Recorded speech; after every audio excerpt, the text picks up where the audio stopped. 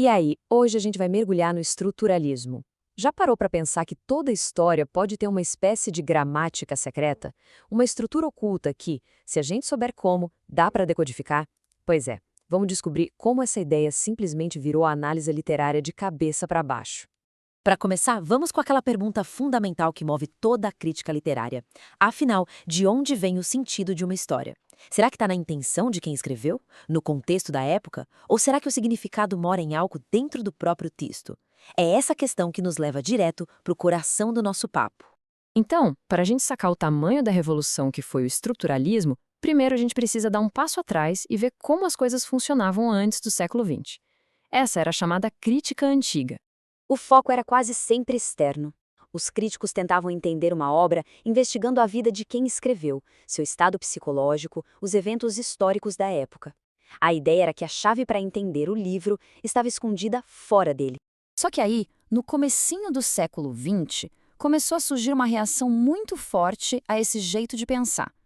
A proposta era radical. E se a gente parasse de focar na vida do autor e mergulhasse de cabeça no texto em si, para investigar sua linguagem e a sua estrutura interna? E essa mudança de perspectiva, gente, foi uma verdadeira revolução. De repente, a obra literária não era mais vista como um reflexo da biografia de alguém, mas sim como um universo próprio, um objeto de estudo com as suas próprias regras. O conceito principal aqui é o de análise imanente. O que isso significa? Basicamente, que tudo o que a gente precisa para entender a obra já está dentro dela. A intenção do autor, a sociedade da época, tudo isso ficou de lado para a gente se concentrar no que está ali, na página. E é justamente a partir dessa virada para o texto que surge a nossa estrela do dia, o estruturalismo.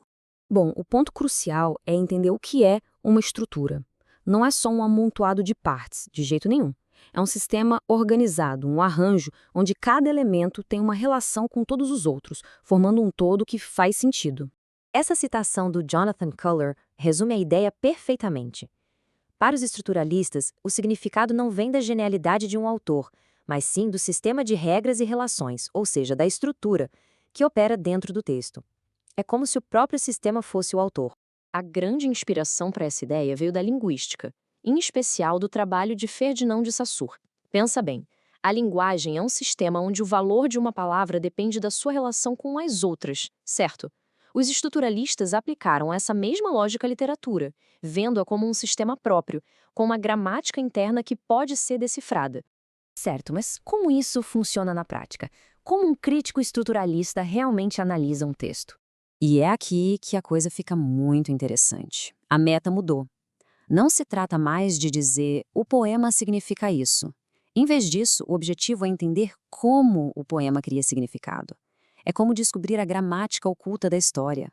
O processo é quase um trabalho de detetive. Primeiro, o texto é isolado de qualquer pista externa. Depois, identificam-se os componentes essenciais. Pensa num conto de fadas. Quem é o herói? Quem é o vilão?